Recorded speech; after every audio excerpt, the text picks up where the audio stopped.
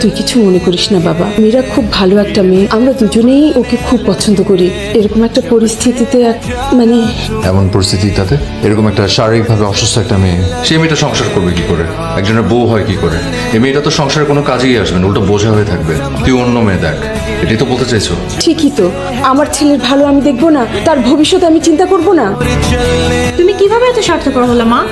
এই ঘটনাটা আমার সাথে ঘটতে পারতো, তখন তুমি কি করতা? নিজের ছেলের ভবিষ্যৎ চিন্তা করতে গিয়ে যদি সবাই আমাকে বলে আমি স্বার্থপর, তাহলে আমি স্বার্থপর।